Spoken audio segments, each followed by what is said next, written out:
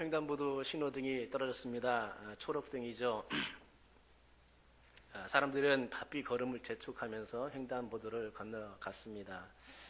그때 한 사람이 그 횡단보도 한가운데서 하늘에 무언가 있는 것처럼 허공을 향해서 손짓하며 바라보고 있었습니다. 하지만 사람들은 그 사람의 행동에 개의치 않고 빠르게 그냥 스쳐 지나갈 뿐이었습니다. 간혹 이상한 사람이라며 흘끗 쳐다보기도 했지만 그것뿐이었습니다. 그때 두 번째 남자가 거리로 투입되었고 첫 번째 남자와 같이 똑같은 행동을 하면서 하늘을 쳐다보며 손가락질을 했습니다. 그런데 이번에도 사람들은 그저 무관심했습니다. 옆 사람과 의견 교환을 하는 사람도 있었지만 금세 스치고 지나쳤습니다. 그때 한 사람이 더 가세되었습니다. 세 사람은 일제히 하늘을 쳐다보았습니다. 그들은 아무것도 없는 그 하늘을 쳐다보며 감탄사까지 내뱉었습니다. 어떤 일이 벌어졌겠습니까? 그런데 이게 어찌 된 일입니까? 방금 전에도 무관심하게 지나쳤던 사람들이 신기하게도 일제히 걸음을 멈추고 하늘을 쳐다보는 것입니다. 마치 우리가 엘리베이터를 탔을 때 문이 닫히게 되면 눈동자가 어디를 향하게 됩니까? 숫자판을 쳐다보게 되어 있죠. 일제히 숫자판을 쳐다보는 겁니다. 이렇게 일제히 숫자판을 올려다보듯이 일시적으로 사람들은 하늘을 쳐다보게 되었습니다. 그와 동시에 시간이 멈춘 것과 같이 되어버렸죠. 한두 사람의 행동에는 관심을 보이지 않다가 세 사람이 되었을 때여야 비로소 사람들이 그들의 행동에 관심을 보이기 시작했던 것입니다. 이 실험은 외부적 상황이 인간에게 어떠한 영향을 미치는지 알아보기 위해서 EBS 제작팀이 직접 실험을 한 것입니다. 그 실험을 하면서 제작팀은 3명이 되었을 때야 비로소 갑작스런 반전 현상이 일어난다는 것을 알 수 있었습니다. 한두 명일 경우에는 상기의 실험과 같이 한 번 정도 흘끗 쳐다볼 뿐 사람들은 그냥 스쳐 지나갔던 것이죠. 하지만 3명이 일제히 하늘을 쳐다보게 되니까 어떻습니까? 순간 멈추어서 다른 사람 모두, 거기 지나가는 모든 사람들이 다 하늘을 쳐다보게 되었다는 것이죠. 그것을 알게 된 것이죠. 물론 2, 3초 사이의 짧은 순간이었습니다. 하지만 이렇게 3명에서 같은 행동을 하니까 그 어느 누구도 그들의 행동에 집중된 반응을 보이지 않는 사람들이 없었다는 것입니다. 이에 대하여 사회학자들은 말합니다. 2명일 때까지는 아무 일도 일어나지 않지만 3명이 되었다면 그때부터는 전환점이 생긴다고 말입니다. 또한 3명이면 이 집단이라는 개념이 형성된다는 것입니다. 집단이란 얕잡아 볼 수 없는 성질이라는 것이지요. 그러기에 3명이 집단을 형성하여 무언가를 하게 되면 반드시 거기에는 무언가 이유가 있다고 사람들이 같이 동조하게 되고 생각하게 된다는 것입니다.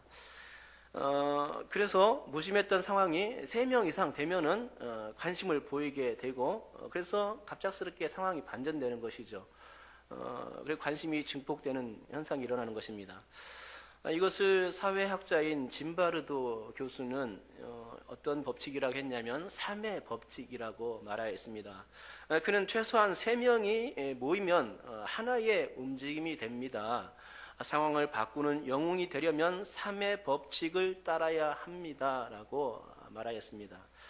저는 이 짐바르도 교수의 말을 듣고 3의 법칙을 신앙생활에도 적용할 수 있겠구나라는 생각을 한번 해보게 되었습니다. 상황을 바꾸려는 의지가 없다면 필요치 않겠지만 어떤 말이나 행동을 해도 움직이지 않는 그러한 공동체를 움직이게 하려면 3의 법칙이 반드시 필요하겠구나라는 생각을 가진 것이죠. 우리가 알거니와 사람들의 고정된 의식이나 편향된 생각은 여간해서 바뀌지를 않습니다. 요나 같은 생각이 우리의 마음속 깊이 자리 잡혀 있는 이상은 하나님의 뜻이 절대 이루어질 수 없는 것이죠. 하지만 그렇게 자기 세계에만 빠져서 고지식해진 요나 신드롬이 우리의 공동체 속에 지배적일지라도 같은 생각을 가진 세 사람만 있으면 충분합니다. 그러면 그들을 주목하게 되는 현상이 일어나게 되는 것이죠. 세 명이 의기투합해서 무슨 일인가 하려고 하면은 그것으로 족하다는 것이죠. 다른 사람들이 투입되게 된다는 것입니다. 세 사람부터 집단의 개념이 적용되기에 저들이 저렇게 하는 것을 보면 꼭 무엇인가 충분한 이유가 있을 것이라고 생각하며 동참하게 되는 것입니다. 그런데 이러한 짐바르도의 3회 법칙이 미국 사회를 바꾼 예가 있습니다. 그것은 마틴 루터 킹 목사가 주도한 흑인 인권 운동에 관한 이야기입니다. 이 운동은 우리가 흔히 알기로 로자 파크스라는 흑인 여성이 버스 보이콧을 한 것으로부터 파급된 사건이었습니다. 보이콧이란 불매 운동인데 로자 파크스가 버스 안타기 운동을 벌인 것입니다. 때는 1955년 미국의 인종차별법인 짐 크로우 법이 실행될 때였습니다. 당시는 백인과 흑인을 거의 모든 생활에서 분리시켰던 인종차등의 그런 시대였습니다. 당시 흑인 여성 로자 파크스는 백화점의 일을 마치고서 지친 몸을 이끌고 버스에 올라탔지요. 요금을 내고 앉은 곳은 유색 인종칸 중에서 가장 앞쪽에 있는 자리였습니다. 유색 인종도 앉을 수 있는 자리가 있었죠. 그런데 그 중에 제일 앞자리였다는 것입니다. 유색 인종칸이란 무엇이냐? 그것은 백인들 좌석과 분리하여 만든 인종차별의 표시였습니다. 버스가 정류장을 한두 개 거치면서 승객들은 점점 많아졌습니다. 버스에서 백인 두세 명이 서 있게 되자 버스 기사는 버스를 세워놓고 유색 인종칸의 그 표시를 뒤쪽으로 갑자기 옮겨 버렸습니다. 그리고 그 사이에 앉아있는 그 4명의 흑인들에게 이제 일어나라고 요구했죠. 그 중에서 3명은 일어나서 뒷자리로 옮겼습니다. 하지만 이때 로자 파크스는 일어나지 않았습니다.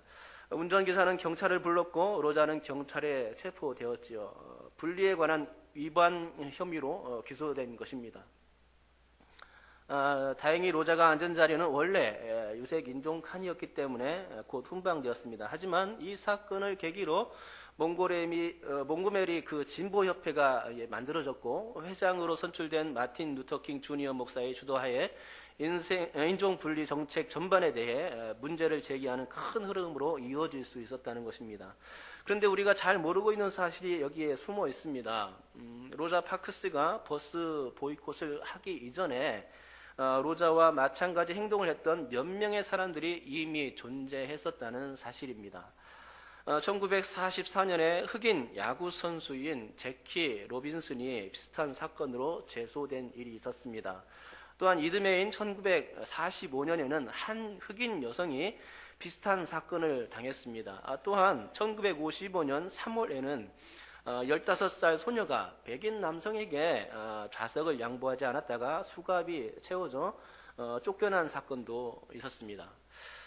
이처럼 이상의 몇 가지 사건이 이전에 더 있었다는 것은 짐바르도 교수가 언급한 3회 법칙을 떠올리게 만듭니다. 그들은 주어진 상황이나 그 해당 사회를 움직이기에는 아주 턱없이 역부족인 사람들이었습니다. 그런데 로자 파크스가 제3의 사람이 되어 좌석 양보를 거절하게 되자 이제 그것을 본 많은 흑인 집단들이 움직이게 되는 거대 동력으로 형성되었던 것이죠. 그러기에 로자 파크스 사건은 세 번째 사람의 용기가 집단을 움직일 수 있다는 사례의 전형이 되었습니다. 또한 집단 개념이 형성되면 고정된 상황이나 사회마저도 바꿀 수 있게 된다는 증빙 자료가 되어주기도 했습니다. 그러고 보면은 3이라는 숫자의 개념은 신비로운 개념이 아닐 수 없습니다. 오늘 본문에서도 예수님께서는 2와 3이라는 숫자를 강조하고 있지 않습니까? 하나를 강조하고 있는 것이 아니라 2와 3이죠. 주님의 이름으로 모인 곳에는 2와 3이라는 숫자가 중요하다고 주님께서 말씀해 주시고 있는 것입니다. 예수님의 이름으로 두세 사람이 모일 때에 주님께서 그들 중에 함께 하시겠다는 것입니다. 그러기에 두세 명이라는 말씀 중에 2명만이라도 성도가 모이게 된다면 주님의 함께 하심 때문에 어떤 현상이 벌어집니까? 2 플러스 1이라는 공식이 만들어짐을 알게 되는 것이죠. 요즘 2+1이라는 판매 방식이 있는데 아마도 성경에서 따오지 않았는가 이런 생각을 한번 해봅니다. 또한 세 사람이 모였다면 주님의 함께 하심으로 인하여서 3+1이라는 공식도 만들어집니다. 이 공식은 구약 성경에서 발견됩니다. 어떤 공식입니까? 어떤 예입니까? 다니엘과 세 친구의 이야기가 그렇습니다. 다니엘의 세 친구인 사드락, 메삭, 아벳느고 이야기인데요. 이 세 친구는 다니엘과 뜻을 합하여 우상의 제물을 거절하고 채식을 실천했던 신앙의 인물들이지 않습니까? 또한 금신상 숭배를 거절하여 풀무불 속에 던져졌던 인물들입니다. 그들이 빠졌던 풀무불은 평소보다 7배나 더 뜨거운 것이었습니다. 하지만 세 명에서 뜻을 합하여 신앙을 지키려 하자 어떤 일이 벌어졌습니까? 하나님께서 함께 하시는 놀라운 기적이 그때 일어났던 것입니다. 세 명을 풀무불 속에 집어넣는데 갑자기 한 사람이 더해진 것입니다. 3+1이라는 공식이 거기서 성립된 것이죠. 그러면서 어떤 일이 벌어졌습니까? 그들이 타서 죽지 않고 죄가 되지 않고 살아서 나온 것입니다. 평소보다 7배나 뜨거웠는데 그런 곳에서 살아나온 것이죠. 기적이 아닐 수가 없죠. 3+1, 즉 하나님께서 이 세상의 세 명의 그 믿음을 보시고 응답의 역사를 주셨던 것입니다. 하나님의 함께 하심으로 인해 그렇게 뜨거운 풀무불이었지만 털끝 하나 상하지 않고 생명이 보존되는 역사가 있었던 것입니다. 여러분, 이런 놀라운 기적은 비단 구약 성경에만 있었던 것은 아닙니다. 신약 성경에서도 그와 같은 일이 발견되죠. 한 중풍병자를 고치려고 침상채 메고 나온 4명의 친구들에 관한 이야기입니다. 사복음서에서는 예수님을 통해 치유받은 여러 사람들의 기적 이야기가 많이 이야기되고 있는데요. 중풍병자를 침상채에 메고 나온 이 4명의 친구 이야기만큼 본문의 내용을 뒷받침하는 이야기는 없을 것 같습니다. 왜냐하면 성경은 예수님께서 그들의 믿음을 보시고 죄를 사해 주셨으며 또한 중풍병을 치유해 주셨기 때문입니다. 4명의 믿음을 보시고 중풍병자를 고쳐주신 거죠. 사복음서에서 믿음의 형태는 여러 가지 형태로 나타나죠. 첫째는 예수께서 병자의 치료를 위해 직접 찾아가는 예입니다. 그것은 베데스다 연못에서 치료받은 38년 된 병자 이야기가 그 같은 예가 될 것입니다. 둘째는 사람들이 예수님께 다가와서 치유받은 사건들입니다. 그 예로 예수님의 옷자락만 만져도 낫겠다는 믿음을 가졌던 혈루병에 걸린 여자 이야기, 귀신 들린 딸을 고쳐달라고 부르짖었던 가나안 여인 이야기가 그런 것들입니다. 셋째는 비록 예수님의 곁에 없어도 말씀만 하시면 곧 치료가 가능하겠다는 믿음의 형태입니다. 어떤 예가 있습니까? 백부장의 믿음입니다. 그의 하인이 나았던 예가 그것입니다. 그러나 이 세 가지 믿음의 형태들은 두세 사람과 상관없이 일어난 치유의 기적이죠.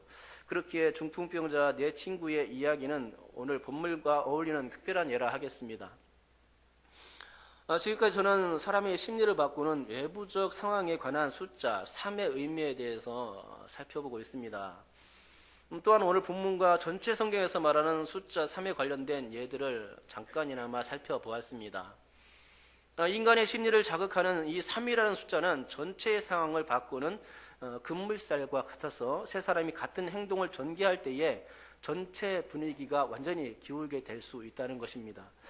그러기에 어떤 불리한 상황을 바꿀 것이라면 자신 외에 두 사람만 더 의기투합하여 같은 일을 하게 되면 위기를 기회로 삼게 되는 계기로 만들 수가 있는 것이죠. 또한 우리 주님께서도 이 3의 법칙을 알고 계셨던 것인지는 모르겠지만 동일하게 두세 사람을 강조하고 있는 것을 볼 수 있습니다. 두 사람 혹은 세 사람이 주님의 이름으로 모일 때에 나도 그들과 함께 하시겠다는 것이 바로 이 주님의 강력한 의지임을 오늘 본문을 통해서 깨닫게 되는 것입니다. 앞서 말씀드렸듯이 두세 사람이 의기투합하여 믿음의 행진을 했을 때에 주 하나님께서 함께 하셨으며 그때의 상황의 변화와 그와 함께 구원의 은혜가 하나님께로부터 베풀어졌음을 성경이 증거하는 것을 우리가 방금 보았지 않습니까? 하지만 우리가 또 알아야 할 것은 이 삼의 법칙이 특별한 법칙은 아니라는 것입니다. 일반 법칙이라는 것이죠. 우리 주님은 어떤 특별한 사람들이라고 말씀하시지 않으셨습니다. 단지 주님의 이름으로 두세 사람이 모이라고만 말씀하셨을 따름이죠. 그렇기 때문에 예수님을 믿는 사람이라면 누구든지 가능하다는 것이죠. 일반적인 법칙이기 때문에 그렇습니다. 그렇게 이에 일반적인 법칙으로서 말씀하셨습니다. 그렇습니다. 누구든지 예수의 이름으로 모인 두세 사람만 있으면 기적을 맛볼 수가 있습니다. 이 일반적인 법칙은 우리를 사랑하시는 주님의 법칙이라고 할 수 있겠지요. 우리를 보호하시고 우리를 통해 세상을 변화시키려는 주님의 의지라고 볼 수 있습니다. 그러기에 우리는 누구나 다 참여할 수 있는 이 일반 법칙을 따라서 두세 사람이 모이는 그 일을 지속적으로 해야 할 줄 믿습니다. 그리고 그를 통해 우리의 가정과 교회와 나라와 민족 공동체를 변화시킬 의무가 우리에게 있다는 것입니다. 로마서 8장 28절에서 이렇게 말씀하죠. 우리가 알거니와 하나님을 사랑하는 자 곧 그의 뜻대로 부르심을 입은 자들에게는 모든 것이 합력하여 선을 이루느니라. 아멘. 이런 말씀을 주고 있지 않습니까? 성도들이 하나 되는 것은 교회의 원리입니다. 또한 교회는 성도들이 하나가 될 때에 선을 이룰 수가 있습니다. 두세 사람이 주님의 이름으로 모이면 주님의 뜻을 이룰 수가 있다는 것이죠. 그 두세 사람을 통하여 주님은 우리의 가정을 세우려 하십니다. 그리고 그 두세 사람을 통하여서 교회를 세워주려 하십니다. 주님께서 두세 사람이 마음을 합하여 믿음으로 함께 할 때에 그들이 속한 공동체를 변화시킬 주실 수 있다는 것이죠. 하지만 우리가 하나가 되려는 그 마음이 없을 때는 어떻게 되겠습니까? 그때에는 부스러지기 쉬운 공동체가 될 수밖에 없다는 것이죠. 선을 이루는 것은 요원한 일일 수밖에 없습니다. 하나를 강조하기 때문에, 자신만을 강조하기 때문에 그렇습니다. 합해질 수가 없는 것이죠.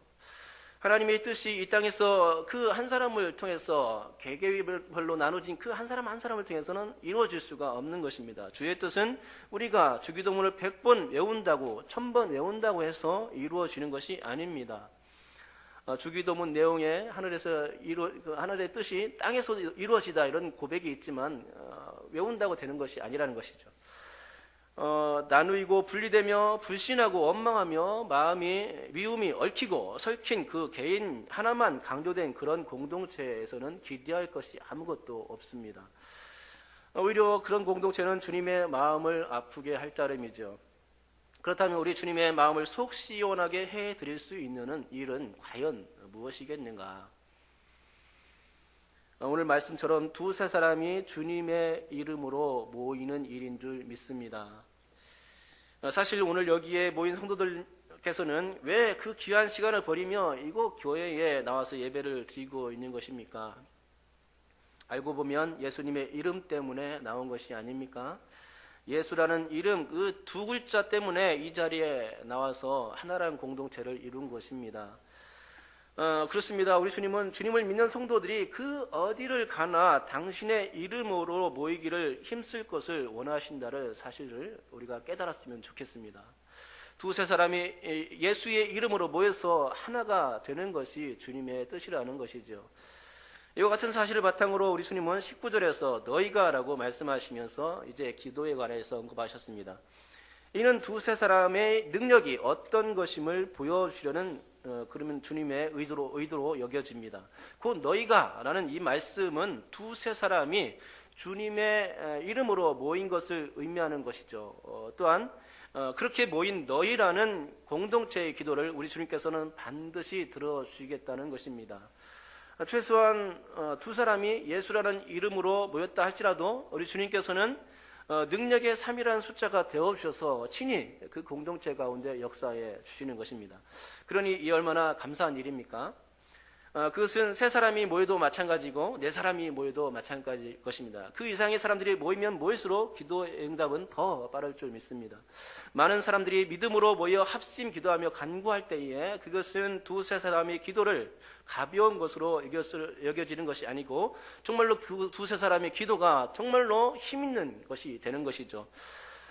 그러니 우리가 이 두세 사람의 기도를 가벼운 것으로 여겨서는 안 되겠죠. 또한 두세 사람을 통해서 과연 무엇을 할 수 있겠는가라고 비하의 말을 해서도 안 될 것입니다. 왜냐하면 우리 주님께서 오늘 본문을 통해서 확실하게 보증해 주셨기 때문입니다. 두세 사람이 내 이름으로 모일 때에 내가 너희와 함께 하겠다라고 확실하게 보증해 주시고 있는 것이죠. 여러분, 최소한 두 사람만 있어도 그들의 기도를 통하여 이 땅에서의 모든 매듭짓지 못했던 일들이 매듭지어지는 줄 믿습니다. 왜냐하면 주님께서 말씀하셨기 때문입니다. 또한 이 땅에서 풀지 못했던 일들 또한 주님의 이름으로 모인 것이라면 도저히 풀릴 것 같지 않은 이런 일들조차도 풀려지는 줄 믿습니다. 주님께서 보증해 주셨기 때문입니다. 성경은 말씀합니다. 진실로 너에게 이르노니 무엇이든지 너희가 땅에서 매면 하늘에서도 매일 것이요 무엇이든지 땅에서 풀면 하늘에서도 풀리리라. 너희가 라고 말씀하셨죠. 한 사람이라고 지적해 주지 않고 너희가 라고 말씀해 주시면서 이 말씀을 주신 것입니다. 주님께서 하신 이 말씀에 의하면 우리 성도들에게는 매듭짓지 못할 일도 없으며 풀리지 않을 일도 없다는 것이죠. 그러므로 우리 주님께서 기적의 3이라는 숫자를 그리스도인들에게 선물로 주셨음을 여러분께서 감사히 여기시기 바랍니다. 그리스도인들에게 주신 이 숫자 3은 하나님의 함께 하심입니다. 그것은 즉 2 플러스 1이라는 법칙이 될 것이며 3 플러스 1이라는 법칙도 될 것입니다. 그 누구도 2라는 숫자에 관심을 기울이지는 않겠지만 우리 주님은 2라는 숫자에 관심을 기울여 주신다는 것이죠. 그 누구도 3이라는 숫자에 관심을 기울일 사람들 없겠지만 너무나 적은 숫자구나, 자, 사람들이 무엇을 할 수 있겠는가라고 말할 수 있겠지만 주님은 그 두 사람, 세 사람에 관심을 가져준다는 것입니다. 그래서 역사를 일으켜 주시는 것이죠. 임마누엘의 숫자가 만들어지는 것입니다. 하나님이 우리와 함께 계시다는 숫자가 되는 것이죠. 그래서 이 숫자로서 변화의 역사가 일어나는 것입니다.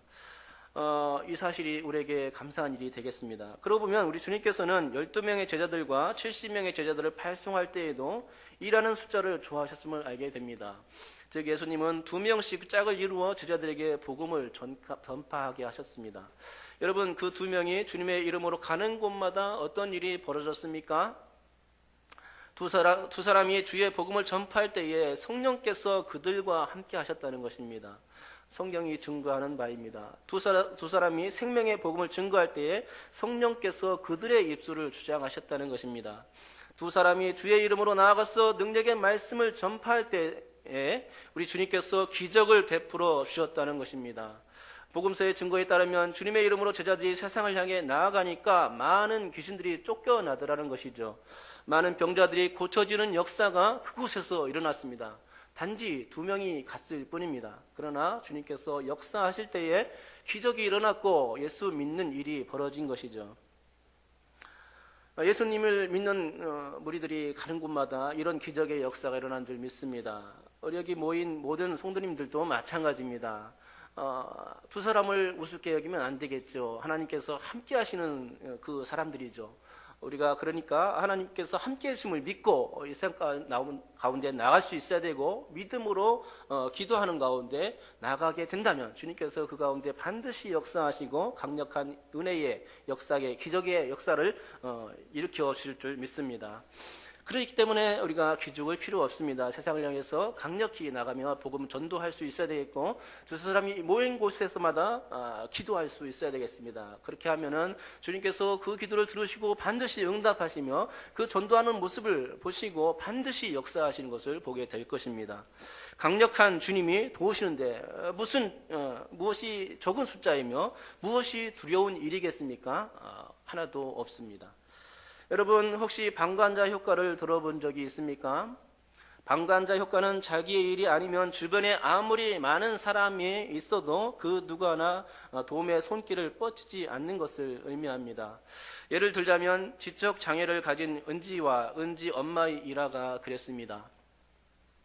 몇 명의 사람들이 2년여 동안 그들 모녀에게 성폭행을 저질렀습니다. 참으로 안타까운 일인데 그런 일이 있었죠. 은지를 돌아보았던 그 담임 교사는 백방으로 범인을 붙잡기 위해서 뛰어다녔습니다. 청와대에 민원도 냈습니다. 경찰에 신고도 했습니다. 성범죄 관련 여성 단체들에게도 호소했습니다. 교육청에 정식으로 보고하였고 상부 기관에도 알렸습니다. 그러나 몇 달이 지나도 그 관계 기관 모두는 사건을 해결하려는 그런 기미를 보이지 않았다는 것입니다. 왜 그렇습니까? 지적 장애를 가진 초등학생의 성폭행 사건이 일어났다면 이에 대해 책임지고 진지하게 다가가야 하는 관계기관이 한두 곳이 아니라 여러 곳이기 때문에 그렇습니다. 즉 서로 미루는 방관자적 효과가 발생했던 것입니다. 방관자적 효과는 이렇듯 사회적 안전을 위협하는 충격적인 일이 되고 있는 것이죠. 그렇다면 이런 방관자적 태도가 우리 그리스도인들 가운데는 없는 것일까요?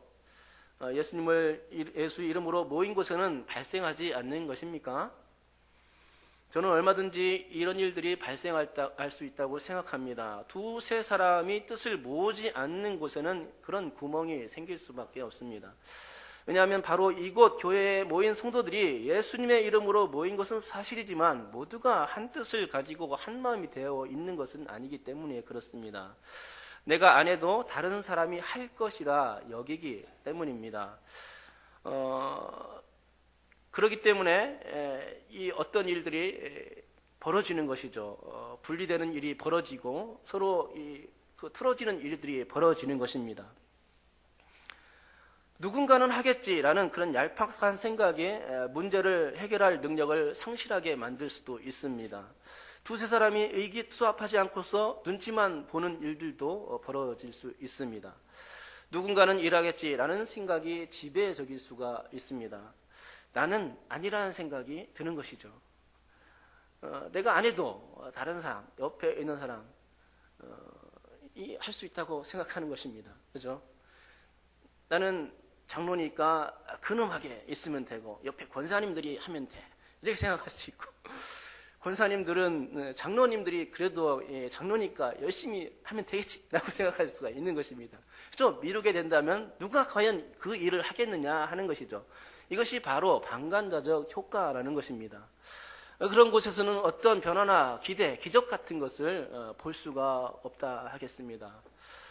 우리 공동체, 신월중부 공동체 성도님들은 그런 방관자적 성향을 가진 분들이 한 분도 없었으면 좋겠습니다. 그런 공동체로 만들어 주실 줄 믿습니다. 서로가 하나가 되고 서로 하려고 하고 이렇게 밀어주고 격려해주고 사랑해주고 보듬어주고 하나가 되자, 뜻을 합하자, 기도하자, 전도하자 하면서 합해서 하나가 될 수 있는 우리 공동체 될 줄 믿습니다. 여러분, 우리 하나님은 3이라는 숫자를 아주 적절히 활용하셨습니다. 창세기 1장에 보면 천지창조의 모습이 나오는데 우리라는 말씀이 나오죠.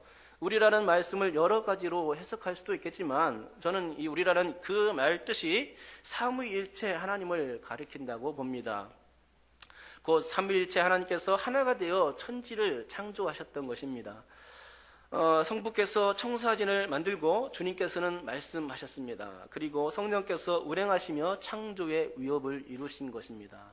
셋이 하나가 되어서 세상을 창조하신 것입니다. 그런데 불행히도 하나님이 가장 아름답게 지으신 인간이 어떻게 되었습니까? 타락했습니다. 하지만 이때에도 삼위일체 되시는 하나님께서는 의기투합하셨습니다. 그래서 재창조의 역사를 이루신 것입니다. 무엇입니까? 곧 구원의 큰 일을 이 하나님께서 성삼위 하나님께서 이루셨다는 것이죠. 성부께서 성자를 이 땅에 파송하셨다는 것입니다. 이 땅에 자기 백성들을 구원하시기 위해서 파송하신 것이죠. 그리고 또 예수님께서 또 성부께서 공동으로 누구를 파송하셨습니까? 성령 하나님을 파송하신 거죠. 보혜사 성령님을 우리와 함께 하시는 그 성령님 하나님을 파송하신 것입니다. 왜 그랬습니까? 이 땅에 구속의 은혜를 베풀어 주시기 위해서 그렇죠. 누구를 위해서 그렇습니까? 여러분과 저를 위해서, 우리를 위해서 그렇게 하신 것입니다. 그리고 그 하나님께서 너희도 우리처럼 두세 사람이 모여 내 이름으로 하나가 되라고 말씀하시는 것이죠. 하나님께서 하셨으니 얼마나 힘 있는 소리입니까? 하나님께서도 하셨으니 우리도 해야 되는 것이죠.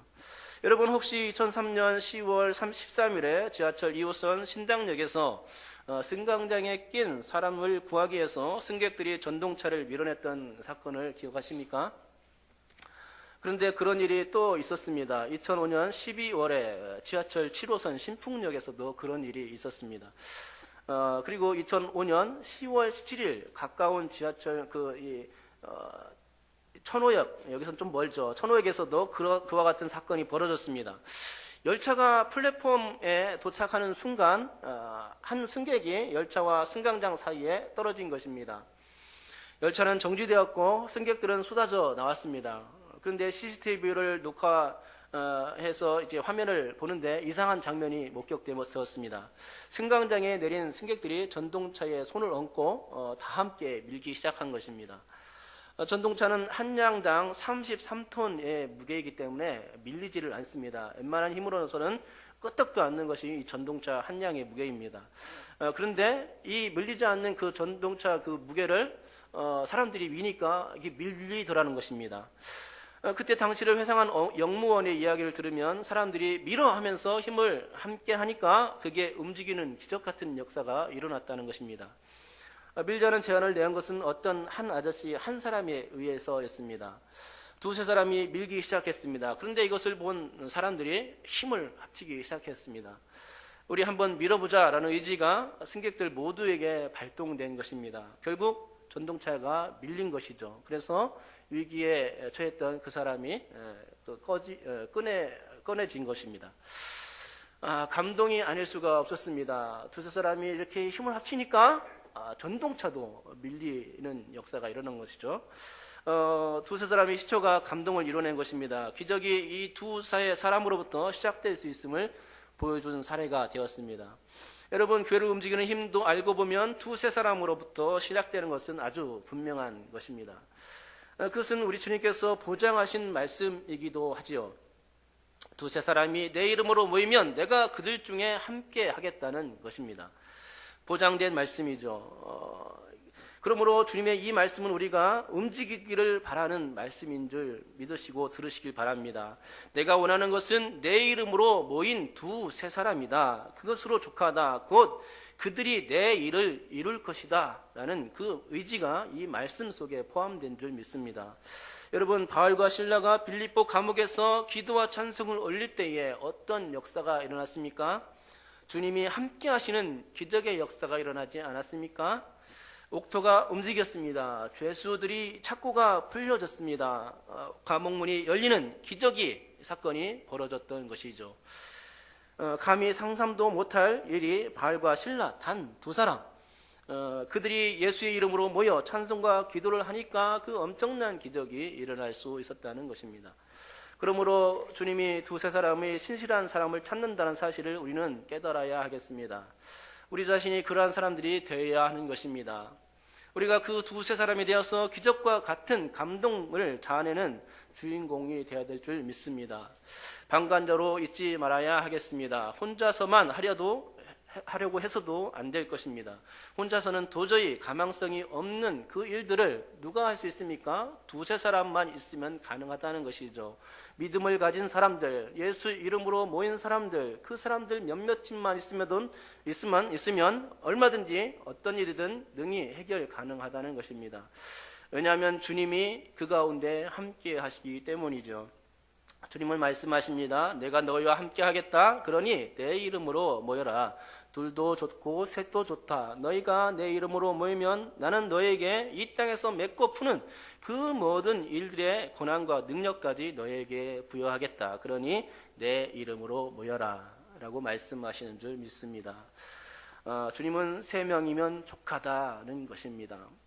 그러기에 이제 더 이상 눈치를 볼 때가 아니죠. 눈치를 보면서 방관자적 위치에 서 있을 때가 아닙니다.